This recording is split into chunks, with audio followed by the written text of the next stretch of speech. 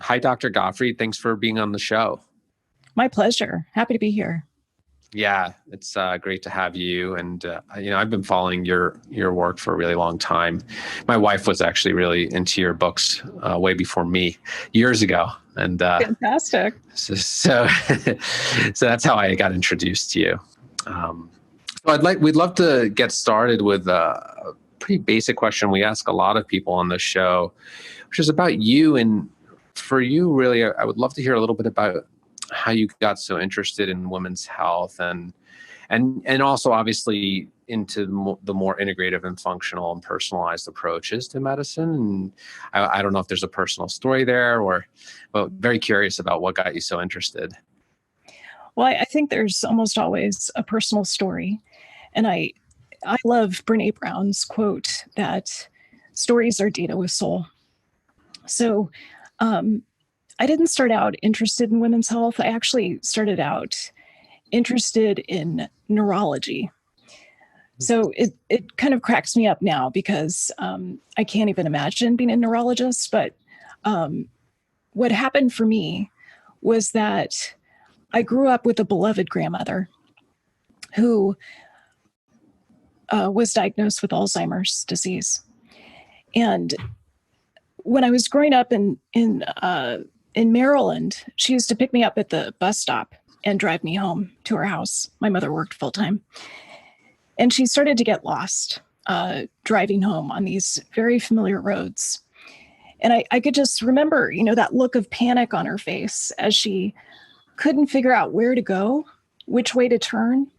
And she was trying to remain calm, I think, for my benefit, but I could just see how confused and confabulated she was.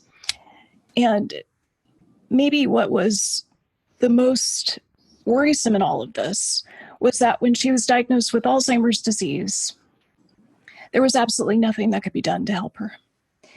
And so I spent the next 20 years watching the personality just drain out of my grandmother. And I think that was so devastating and traumatic for me that it motivated me to go into medicine and to and because I imagined that we could do better than just what I later came to know often happens in neurology, which is diagnose and adios. And so I wrote my med school essay about my grandmother, and I really intended to go into neurology, but I found that the emphasis, at least when I landed at Harvard Medical School in 1989, the emphasis was on diagnosis. And there were so few solutions. Now, fortunately, that's changed over the past 30 years. But I didn't like that sense of helplessness in terms of trying to guide my patients in a way that could help them reverse disease. So I backed off from this plan to go into neurology. And what I found in medical school was that I loved everything, pretty much everything. I loved psychiatry. I loved internal medicine. I loved, kind of the intellectual parts of those two fields. I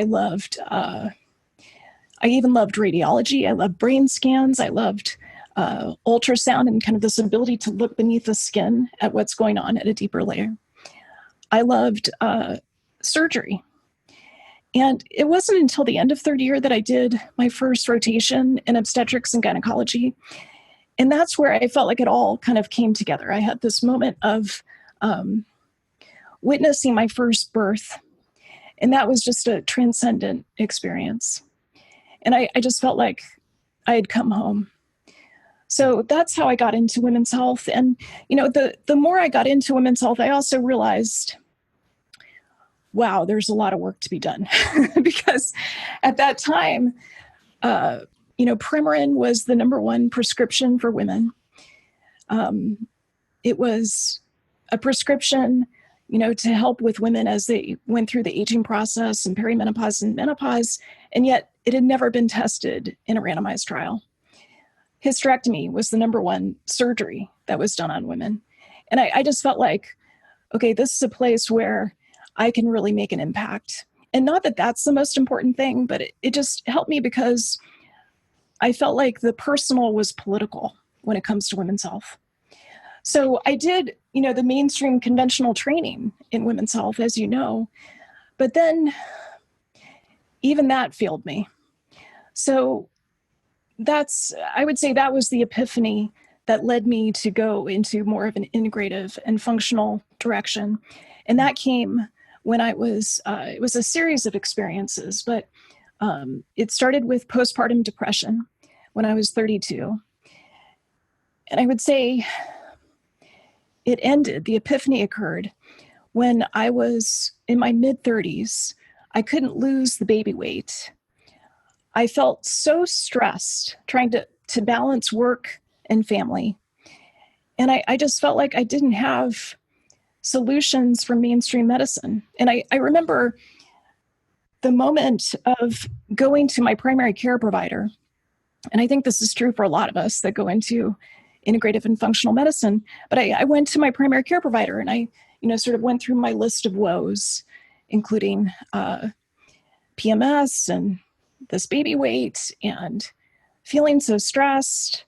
And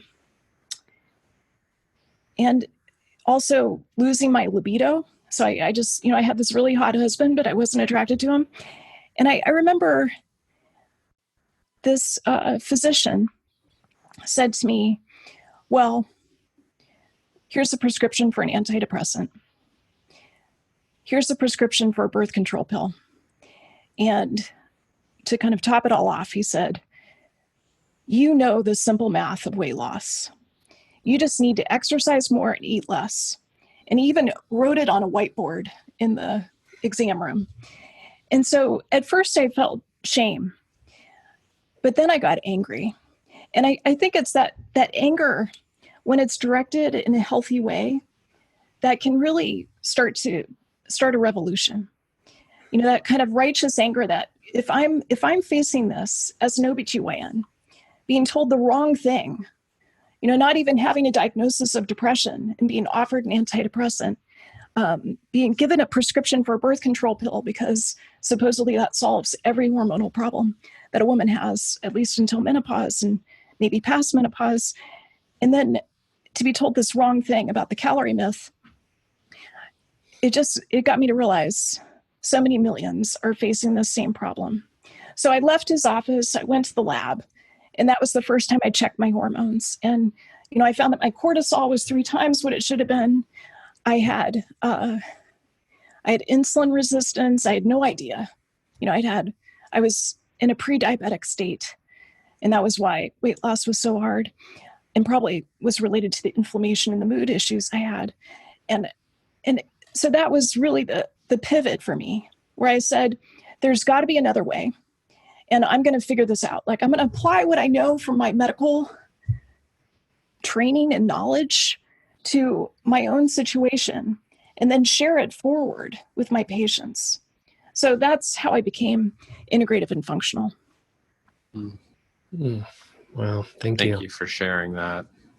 I love the last statement you said of share it forward. It's powerful. And we're going to speak a lot today about women's mental health specifically, just because you've studied it so deeply. And there's one thing I want to ask you before we get really deep into that conversation, because you said you had such a powerful, I think you said transcendental experience with the first childbirth that you attended. And I'm really curious about, I'm assuming you've seen a lot of children being born in your time, right? Yes. I'm really, really curious about if you have anything to share just about, after seeing all the births that you've seen, any, whether it's a spiritual comment about it or just some kind of comment from you, since you've been there for so long, and then you're also in this integrative world, and just any comments you have there. Well, it's, my first birth was so filled with awe. And I think when we face these moments of tremendous awe, in many ways, they're wordless. And so it's challenging to put it into words, but I'm also a writer, so let me try to language it appropriately.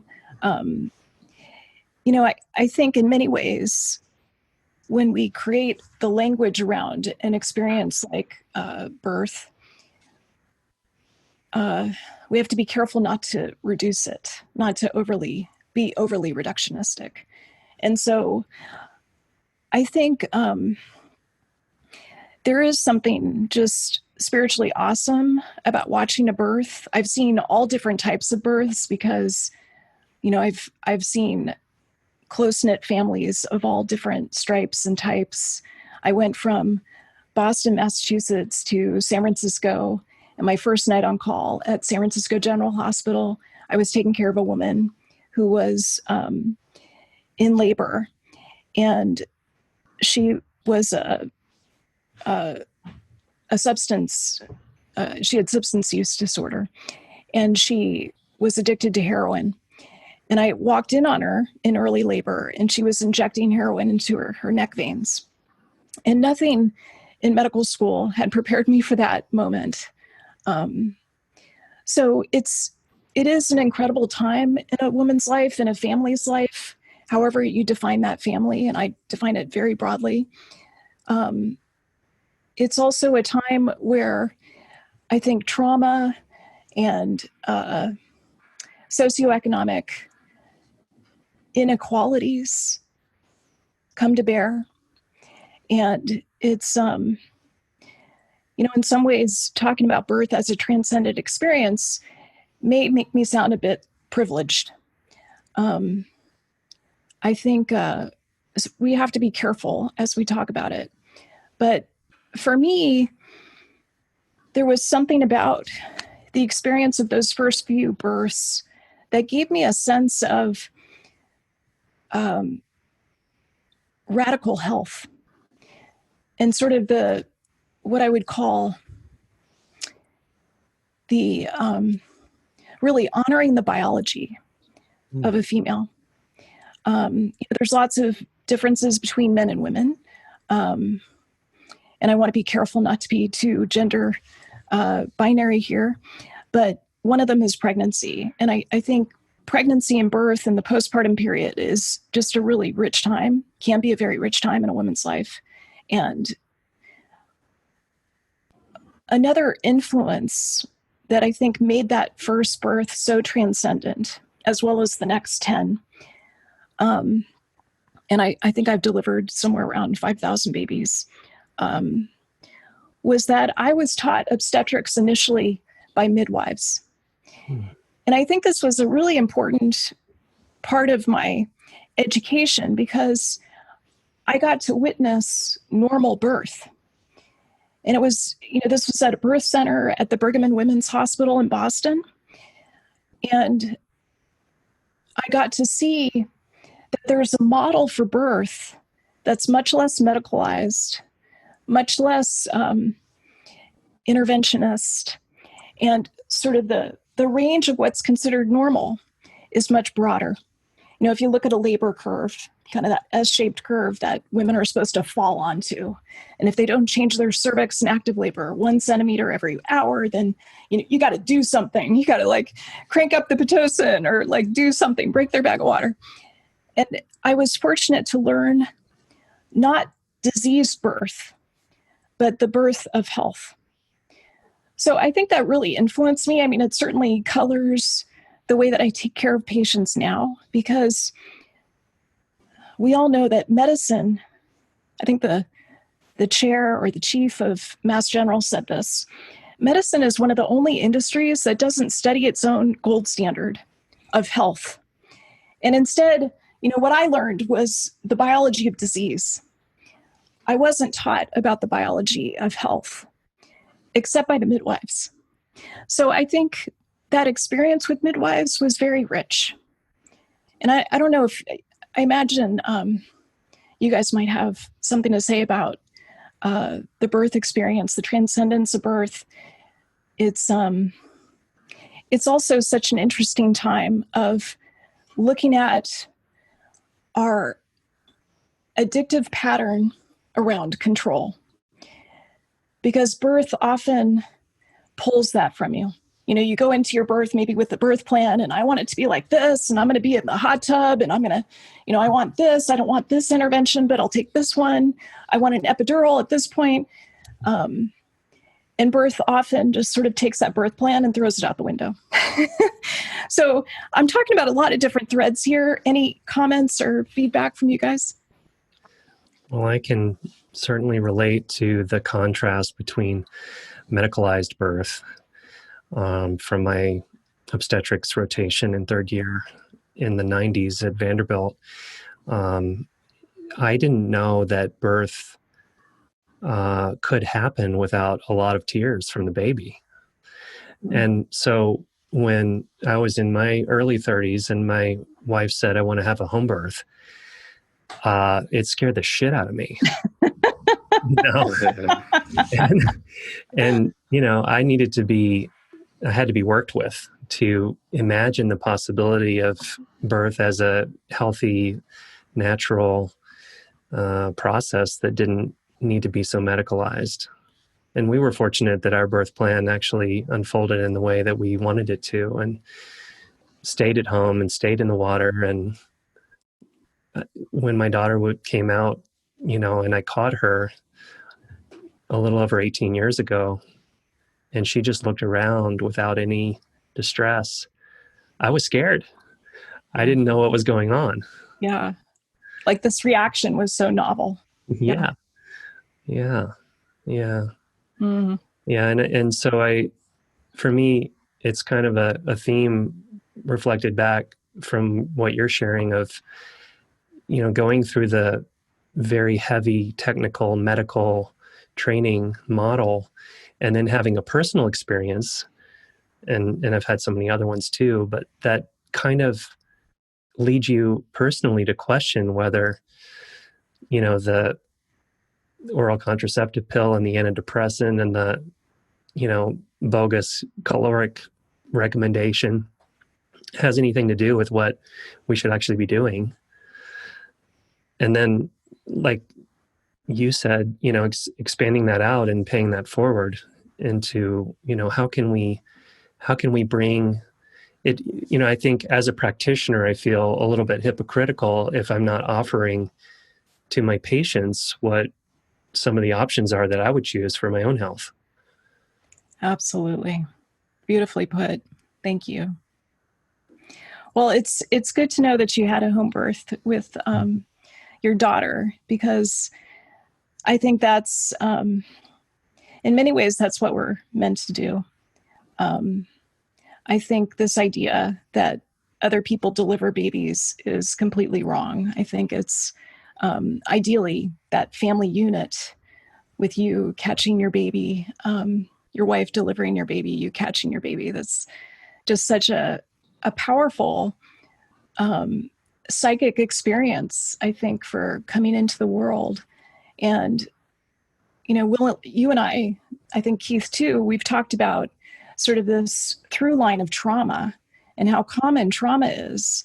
And I think for so many babies, it starts with birth. It starts with this very medicalized birth. And I'm not saying that we shouldn't have that, because, look at the maternal mortality rate right now. There's certainly places where we need to intervene. There's higher rates of chronic disease for women who are pregnant now. And many of those women aren't necessarily candidates for a midwife delivery. And yet, we also know from the study of genetics and epigenetics that there are these soul wounds that can be passed on from generation to generation.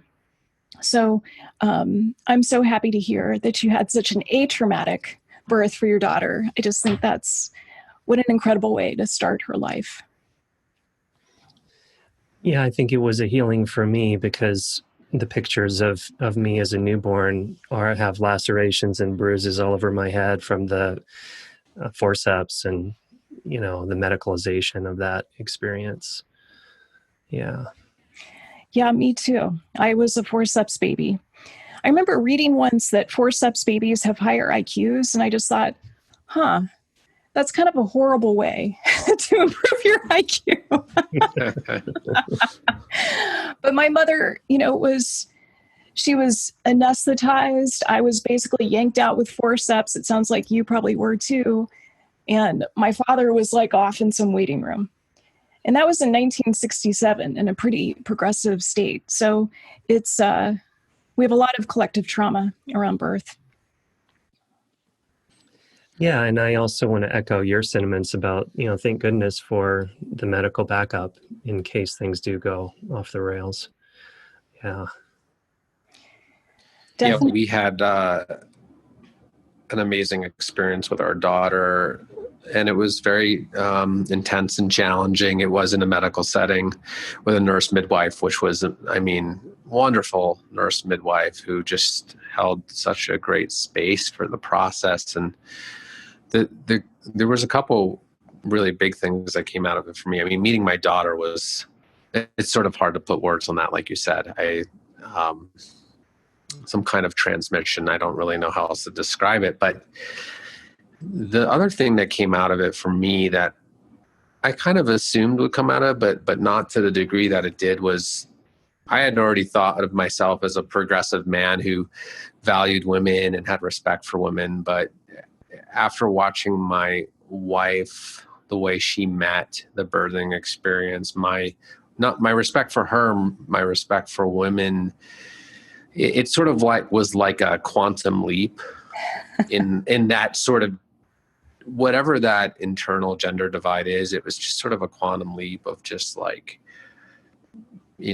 being like, I would not be able to do what she just did, not in the way she meant that, and just respecting women in a whole new way, of the way that women are bearing children, and the process that goes through that from pregnancy onward through postpartum, and just the epic rite of passage that women go through. I just had no idea until I was watching it. Really changed me. Well, that's beautifully put. I appreciate that. That concept of transmission when you held your daughter. I think that's, it's so powerful. And it also speaks to your humility, that you were able to kind of enlarge to receive her and what she knows, what she knew then. And it's, you're right. There's something just so extraordinary about the biological imperatives of women. And I'm not saying, women have to have childbirth as part of this process of being deeply female. But I think when you experience it the way that you've described, and the way that I was able to witness in my third year rotation in medical school, it's, it just provides this level of respect and understanding that I think is unparalleled. So I really appreciate that. And I love hearing your stories. Thank you for sharing them. Yeah. Well, this is probably a great transition, which is, we talked about going through this talk and try to just get a little taste of what a woman goes through the lifespan, and the unique biology they're facing. And maybe a great starting point is we start with the mother. And maybe we can start, let's say, with postpartum and what's happening there in the biology of that woman, and why we see so many mental health challenges that women face there. And then maybe after that, we can then go more to the little girl growing up over time. Does that sound like a good plan? Yeah, that's great. I like that you're starting the life cycle with kind of the mother just giving birth, because I think that's an unusual way. We tend to go sort of chronologically. So I like this. Well, I mentioned earlier that I had postpartum depression, and I've had two births. So I have two daughters. They're both teenagers. And I had postpartum depression with my first daughter, and I didn't with my second daughter. What we know is that one of the sex differences between men and women is that there are these times of extreme hormonal flux for women. Now, men go through hormonal flux too, but not quite as jagged or as extreme as I would say women do. So, there's certainly at puberty, women are increasing their estrogen and their oxytocin. Young boys, young men are increasing their testosterone, and those have different organizational effects. And then in pregnancy, what we know is that a different form of estrogen predominates. So instead of estradiol, E2, which is what we make through our reproductive years, we make estriol, which is not quite as potent as estradiol. But what happens in pregnancy is that you have about a 3-fold increase in the total amount of estrogen and an attendant increase in progesterone. A lot of it is produced by the placenta. And what happens for a lot of women when they go from kind of these sky-high hormones to delivering this baby and delivering the placenta, which is producing all these hormones, they can crash. So your hormones go from quite high down to almost nothing. And there are some women who navigate that quite well.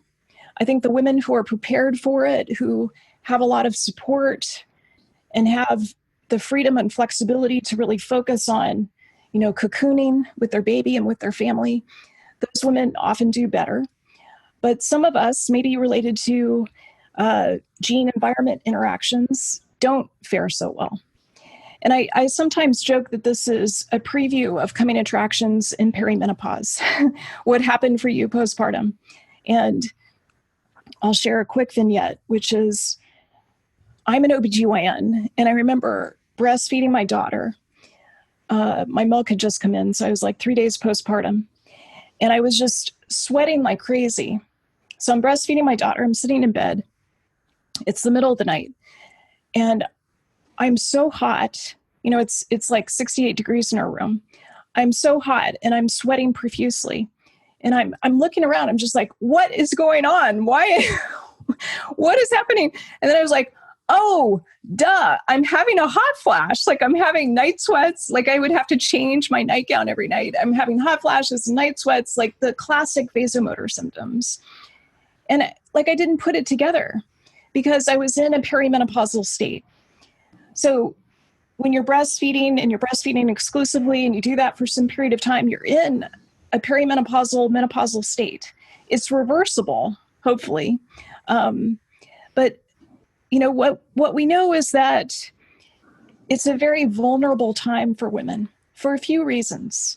There's some micronutrient deficiencies that can make it very hard. There's these hormonal changes that we're talking about. There's kind of this dramatic change in one's psychic structure where you're welcoming this baby into your life and you may or may not be prepared for that. So, what I see postpartum is I have a lot of women who come to me and have mood changes. And I think the challenge at that point is to investigate it, to look at, what are the hormonal drivers? The other thing that's kind of happening in the narrative is that when a woman gets pregnant and her egg is fertilized with sperm, about half the DNA of that fetus is not hers. And so there's this dramatic change that happens in terms of immune adaptation. And then that changes postpartum. And what it leads to is higher rates of Hashimoto's thyroiditis, autoimmune thyroiditis. It's, it's just a time of tremendous flux. So I remember going to my doctor and talking about, I'm sleep deprived, I'm crying all the time, I don't want to eat. I had all these symptoms. And at that time, my doctor just kind of patted me on the back and said, you're just a new mom. It's just how it is. You need to nap when the baby naps. I got so sick of hearing that. And I think often nobody bothers to look at hormone levels or to look at micronutrient levels or to understand, okay, this amount of sleep you're getting is just not possible or sustainable. So how can we troubleshoot a better solution? So I think it's important that we not dismiss women who are having mood issues when they're postpartum. And it's not just depression. I think one of the things I see more of is postpartum anxiety, as well as anxiety during pregnancy. I think there's an increased prevalence of that. Well, I'm feeling a lot of gratitude for your stand for looking for the root causes of these challenges that people face, rather than kind of the medical model of just, medicating the symptom with a molecule that doesn't exist in the human body. Well, yeah. That's right. Yeah, I'll share a quick story. I think I'm allowed to share parts of this, so I have to be careful with privacy here. But I have a relative who just gave birth during the COVID-19 pandemic. And her baby was 27 weeks at the time of delivery. And so the hospital was completely flipped out about the neonatal intensive care unit and the possibility of COVID-19 getting in the NICU, which makes a ton of sense. But what it meant was that she was basically not allowed to leave the NICU. So she stayed in the NICU for about 5-6 weeks with a 3-year-old daughter at home with her husband. And it was just so devastating for her. And instead of trying to troubleshoot solutions to solve this, I was like, well, we can get you an Oura ring. We can check your temperature every day. Like, we can look at your respiratory rate. We can do your oxygen saturation for 24 hours. And, that should allow you to leave and then come back. And instead of coming up with solutions, kind of behavioral solutions, allowing her to leave for 24 hours or 48 hours, they offered her an antidepressant. And so I think that speaks to the point that you're making. Often we have this situational adjustment that a pill is not necessarily going to help. Right. Great example. Yeah.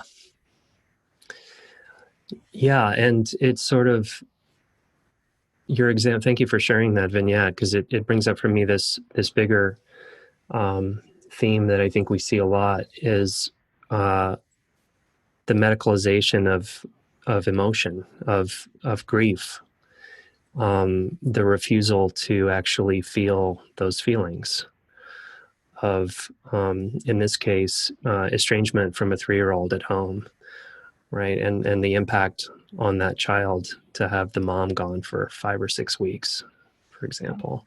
Yeah. Yeah, and the 3-year-old has no idea why it's happening. No and capacity, yeah. The 3-year-old's not good at FaceTime or Zoom. So, yeah, it was really challenging. And women need support. Families need support to make it through a crisis. You're right. Medicalization of emotion, I think, is really a powerful way to describe it. Mm-hmm. So should we talk about puberty? Yeah, let's talk about puberty. Speaking about puberty. So I know you have an 18-year-old, Will. Mm-hmm. How old is your kid, Keith? She's turning 2 in August. Oh, okay. So you're ways away. She's young. Although sometimes I think she is in puberty. Yeah. Yeah. Well, it's, I still feel like I'm in the throes of coping and adjusting to puberty. And I think in many ways with parenting that there's so much richness that comes from a young woman going through the experience of puberty. It's an interesting mirror. It's an interesting portal to kind of look at your relationship as a parent. But what's happening hormonally is what I mentioned before, a dramatic increase in estradiol, the primary reproductive hormone, and also oxytocin. So what does that mean? It means that there's this, estrogen has 400 plus jobs in the body. And certainly it's one of the drivers of growing the breasts and growing the hips, but it also has this other role in really caring about your appearance and caring about, starting to become sexually attracted to others and really caring about your peer group in a way that maybe you didn't as much before. And so a lot of emphasis on appearance. And I think that can go in a really positive direction, but it also there's some vulnerability there. We know that puberty is when a lot of young women start to have body dissatisfaction and, can feel like the images they're seeing on social media, or I don't know if anyone reads magazines anymore, but, sort of these images that we see of supermodels who are at a totally unattainable size in terms of their breasts and their hips and their thigh gap. And I think, unfortunately, a lot of young women going through puberty will internalize these images and start to compare themselves in a way that's unfavorable. And so that's where I think there's a tremendous opportunity for us as parents to try to normalize health. And, this is a really fairly complicated topic, and I'm not necessarily an expert at it other than kind of understanding the hormonal drivers and also experiencing two daughters going through it. But I'm curious, Will, you've had some experience with puberty and with the teenage years. What's been your experience at this time with your daughter? Well, I would say that now we're coming out the other side of the roller coaster. I think things were really intense around 12 and 13 and 14, and it definitely feels like we're on the downslope at this point. But one of the things that was so hard for me as a father was the social media piece, and just very intense environment of comparison and, like you said, the peer group. And it feels like to me that Snapchat and Instagram, particularly Snapchat, just kind of adds gasoline on the fire of this vulnerable place that you were speaking about. It definitely does. And it's, I think it's tricky to be able to document the effects of social media and smartphones, but we know that there's a significant increase in the prevalence of anxiety among teenagers. And I believe that's higher among young women, but I actually don't know those data. And I think this speaks to it in a few different ways. I think, with watching my two daughters and how they navigated this process, I think one was much more into social media than the other. And I believe that, there was a period of time where I was letting her experiment with social media, probably more than I should have, and it was affecting her sleep.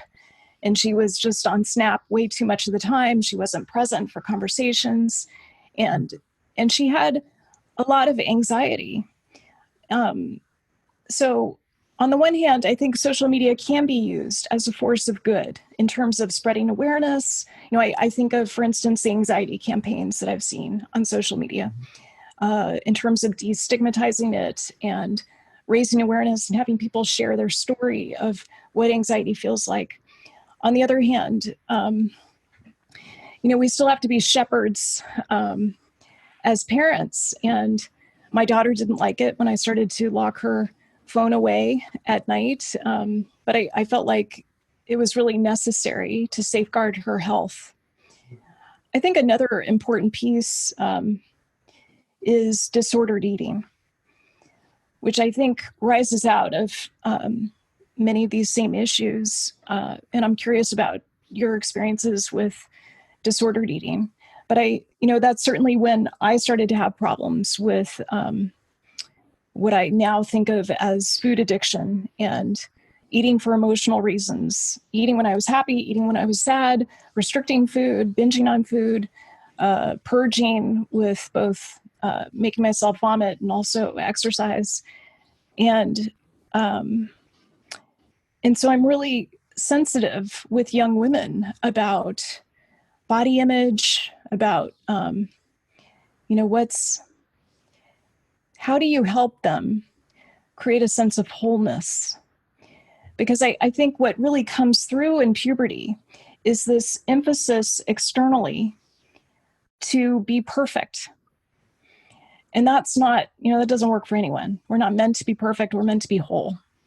So I think being able to model this sense of wholeness is really important. And another thing I've learned as a parent is that sometimes your kid is suffering more than you realize. And I think especially as clinicians, it's important to get outside help and not to, feel like, let's try an integrative approach. Let's go to yoga every other day and see if that can solve your problems. Yes, there's a time and a place for that. And I think, modeling really healthy food, we certainly know that in adolescence, that's the key time to be getting all the servings of fruits and vegetables that you need, the regular exercise, the restorative sleep, all those components of integrative medicine. But sometimes there's also a place for pharmaceuticals or to do it alongside with the integrative approach. So any thoughts or comments about that in terms of your experiences? Well, what you're talking about reminds me of another really interesting area that you've spoken about in the past. I'd love to hear more about, which is the relationship between trauma and female hormones and how trauma can impact the balance of female hormones. I'd love to hear more about that. Well, I'm fascinated by this. I was looking at some of the statistics on mental health issues in women before this call. And I had to kind of laugh at myself because in some ways, I think this separation between physical health and mental health is a false dichotomy. And we know that from what we've learned about the immune system, the way that we process the outside world through the immune system, the nervous system, and the microbiome, the gut-brain axis. We know that there's so much crosstalk between physical and mental health. And so when it comes to trauma, we know that PTSD is about twice as common in women versus men. Men certainly suffer from it, but they tend to suffer in a different way.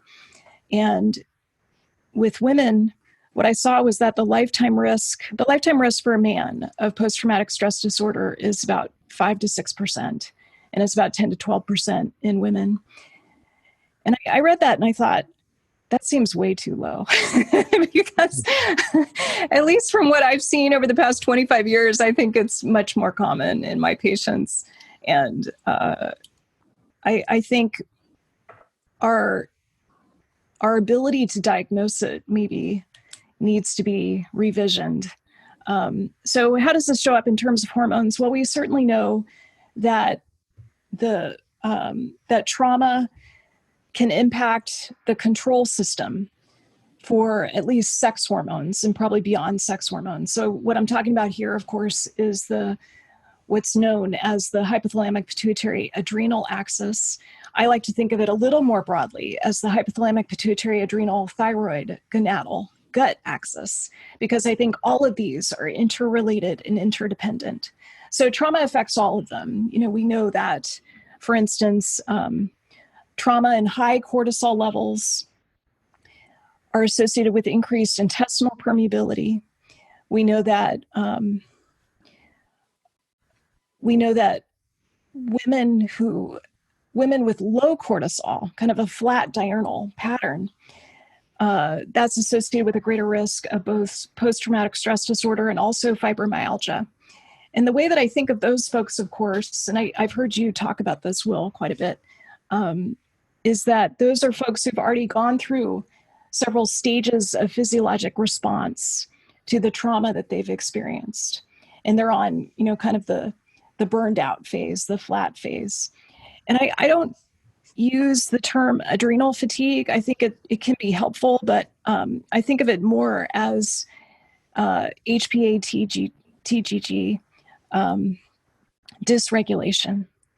So that's the main thing that I see. And I've seen a lot of different patterns, not just low cortisol. I think in some ways it's kind of like that underdiagnosis, that potential underdiagnosis that I was talking about, this rate of lifetime risk of 10 to 12% in women. I think it's higher than that. And I think there's a lot of women who have unprocessed trauma who are in, kind of that earlier snapshot of HPA or HPA-TGG dysregulation. So I think it kind of starts with cortisol. I joke that cortisol is like a bully when it's not navigated well. I had someone call it Michael Cortisolione after The Godfather, and I think that's kind of a funny way to think of it. You're designed to make cortisol at all costs. You'll make cortisol if you're a highly stressed person, like I was in my mid-30s when I was producing 3 times what I should have. You'll make cortisol at the expense of your other hormones. So your thyroid won't work as well. You are more likely to have estrogen dominance because you won't make as much progesterone. The right side of the tree that makes androgens like DHEA and testosterone, that tends to be more depleted if you're making more cortisol. So those are some of the downstream hormonal effects. Is that what you had in mind? Anything you want to add to that? Well, I was thinking about that kind of progesterone steal phenomenon that you're talking about. I think is kind of driving the raw materials for all kinds of different downstream hormones into the cortisol production pathway. And I was wondering if I haven't, because I'm not a gynecologist and I don't focus on women's hormones per se. It's something that I have enough knowledge to recognize and refer out in my practice. But I'm wondering if someone with a fair amount of trauma load in their system has trouble with their cycles and their levels, partly because of this progesterone steal thing that you're talking about. Do you see when people have successful trauma resolution that their hormones can come into better balance? Yeah, that's a great question. It's almost like a before and after question.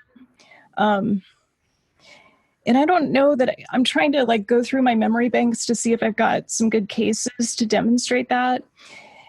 It's a little tricky because, there's a lot of different reasons for women not having enough progesterone. And where I thought you were going with this, I'll just take a quick tangent. Great. So progesterone, I think of as nature's benzodiazepine. It works a lot better than benzo, but it's what helps us calm down. It's what helps us soothe ourselves. And, the very thing that you need when you experience trauma, which is soothing and support and like a wise adult human to say to you, I love you. I'm here for you. I understand that what you're experiencing is so horrible and I want to help you. The very thing that you need, you're not getting, because what tends to happen is we have this sympathetic nervous system response and we are making a ton of cortisol and epinephrine, and then we're not making things like progesterone. And I even think that you could map that to later, because one of the progesterone metabolites is allopregnanolone. And there's studies happening right now looking at the female brain in women who have Alzheimer's disease, giving them compounded allopregnanolone to see if it helps them with their mild cognitive impairment or with Alzheimer's disease. So I think, it's so unfortunate that the very thing you need, you're not getting. But to go back to your question about, do you see resolution? The place that maybe fits the best as a partial answer to your question is with the patients that I've had with polycystic ovary syndrome. And as you know, this is something that affects somewhere between about 10 and 30% of women at all ages, not just reproductive years, but post-menopause too. And it's associated with much greater cardiovascular events. And in the reproductive years, it's associated with oligomenorrhea. So you have a period that's every 35 days or less frequent. And it's often, but not always, associated with insulin resistance. So it's more common in women who are obese, but you can get it also when you're lean. And one of the things we see is very low progesterone levels. So you're not ovulating. There's tends to be very high androgen levels that can be associated with acne and hirsutism. But what I've seen, my experience with patients with PCOS is that they often have not just this particular dysregulation of how their ovaries are regulated by their brain via the HPA and how that's talking to the gonads, but there's also an issue with the stress response. And so that part hasn't been teased out as well, I don't believe, by mainstream researchers of PCOS. But when I see women with PCOS who process their trauma, I often see that dietary changes, bringing in nutraceuticals that help them with being more insulin sensitive, it's often more effective, and they can start cycling regularly on their own. So I've certainly seen that, but I would say that's a little bit of a mixed answer to your excellent question. Thank you. I'm curious. So I'm really curious about your take on what does the endocrine system and hormones in general tell us? Like if you were coming in as, if we separate systems for a moment, cardiovascular system, and we could sort of tell stories, narratives about people and looking at these systems individually, why are hormones so important? Why is the endocrine system so important? And what kind of story can it tell about a person? Okay, this is such a juicy question. I have about 10 different directions I want to go to answer this. Well, let's go back to this point that we made earlier, that the way that we interact with the outside world is through the immune system, the nervous system, and the microbiome. And as I think about that, I think, well, where do I put the endocrine system? Like, that's kind of my mission in life, is to work with the endocrine system. And I left it out of that equation. And I think in some ways, maybe it's the neuroendocrine system. Maybe I'll put it there. So why is it so important? I think if we take an ancestral perspective, which is always kind of a convenient way to start, I would say the endocrine system was primarily designed to get you out of trouble, like if you had a predator chasing you, so that you could, crank up your epinephrine and your cortisol, and you could run, or you could fight, or, find some way to solve the crisis. And then it was also designed to help us with fertility. And of course, we evolved to have the priority be that our fight, flight, freeze was more important than the fertility. I would also say, this is now my opinion, I think that we were designed to go into a state of alarm pretty infrequently. I wasn't on the savannah, so I can't really say how often that's supposed to be, but my sense is like once a quarter would be about right. And not every day, and certainly not as frequently as many of us feel stressed and our patients feel stressed. So how do we create meaning out of the endocrine system? I think it's this way of dealing with the outside world. And the more that we can have the perception of being able to work with it and navigate it with almost what I would call like a witness consciousness, so that there's a little buffer between the email I got at 7:00 today that totally triggered me. The more that we can kind of create that buffer and have tools to okay, my cortisol's high in the morning, but I have all these tools to bring it back down. I think that's one of our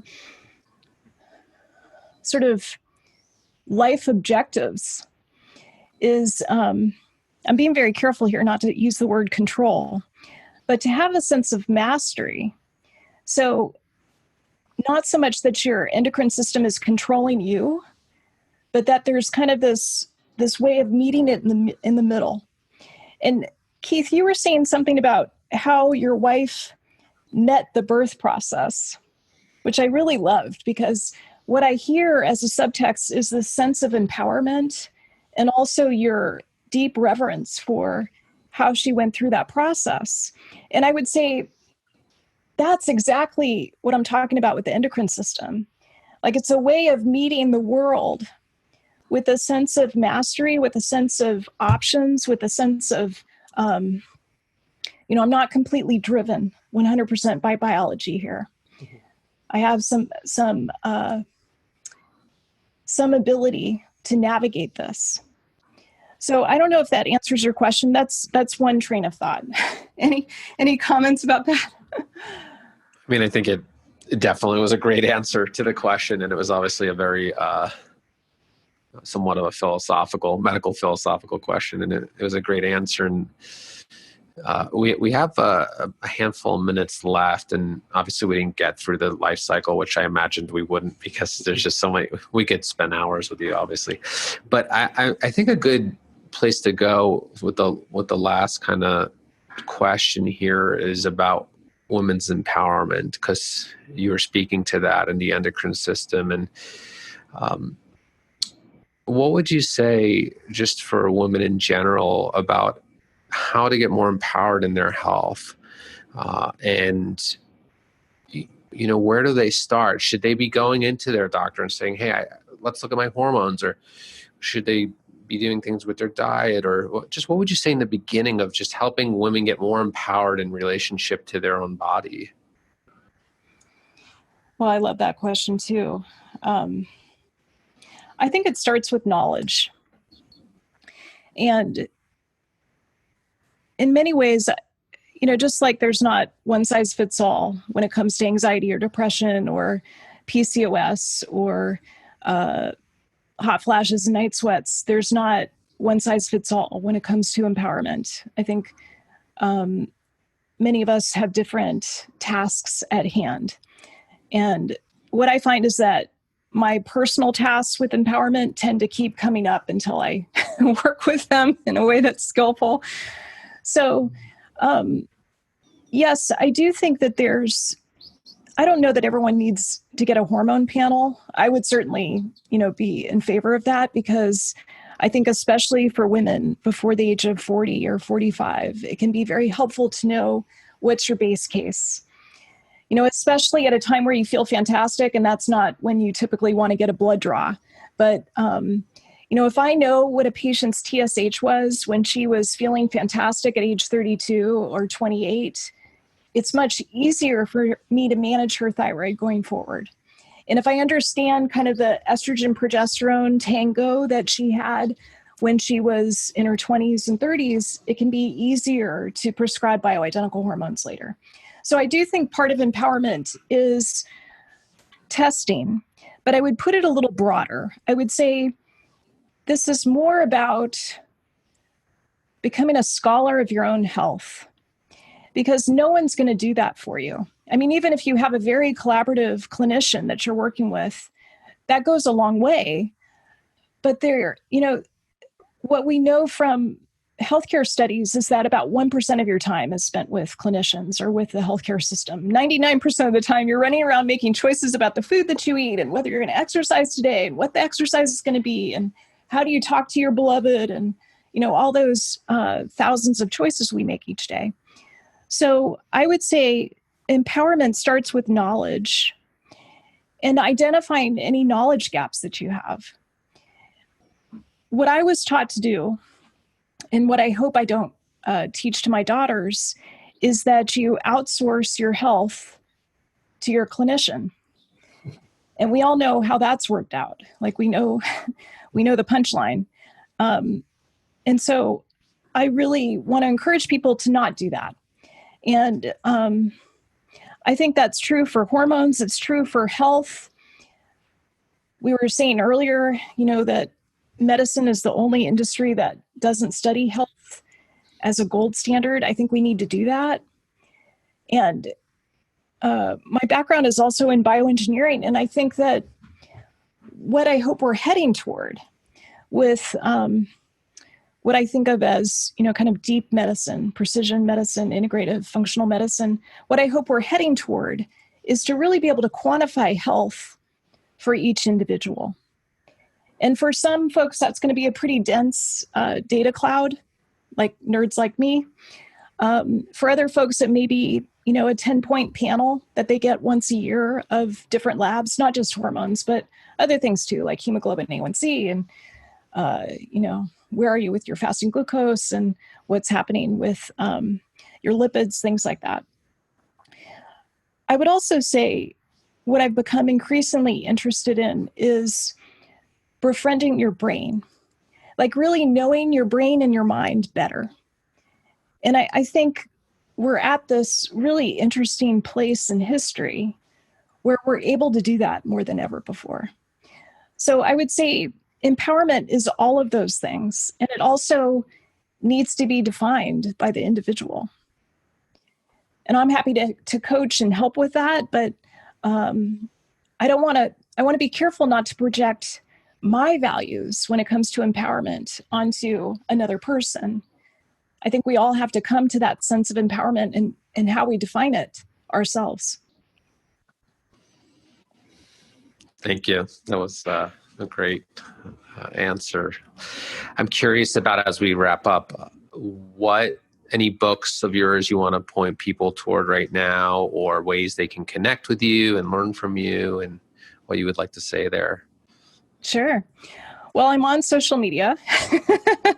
That makes part of my policing of my daughters more difficult. I have to walk the talk. I'm on social media, restricted hours each day. My website is saragottfriedmd.com. I would say that's the mothership. That's kind of where I post blogs, and we have social media streams. I love Instagram for some of those positive reasons that we talked about. I think it can be a force of good and for raising awareness. I also kind of see it as a lab. So out of all the different social media handles that I have, I would say Instagram is where I'm the most active. And then in terms of books, the book I started with was The Hormone Cure, and that came from just really witnessing the 7 most common hormone imbalances that I saw in my patients. Like, what were the conversations that I was having over and over? What were the pieces that I needed to personalize? And it all started with cortisol. So I think The Hormone Cure is a great place to start. My last book, Brain Body Diet, is more about the female brain and how it connects to these different systems of the body, such as the gut, such as your skin, your adipostat, kind of the way that you control body fat, the role of toxins. And I have a documentary there on the website for the book that might be interesting to folks on anxiety. And so that website is brainbodydiet.com, brainbodydiet.com. Great. And we are now asking this question to everyone to end. And the question is, if you had a billboard that every human being would see in their lifetime, and you could put kind of a paragraph on there, what would you say to people? Oh, a paragraph. Let's see. Yeah. Well, what I like, I could kind of see a Soul Cycle billboard, because I think words are so powerful. And I think it would be from this conversation, it would be befriend your brain. Something about become a scholar of your brain and mind and your health. I also, I think marketing is really important. So I'm really glad that you asked this question about the billboard, because I consider marketing to be the most sacred duty that I have. And it's something that I do with every single patient that I see. And I mean marketing with tremendous integrity. There's a quote that I'm going to paraphrase from B.J. Fogg, who's a Stanford professor. And he said something like, a good doctor figures out what people need and then convinces them that they want it.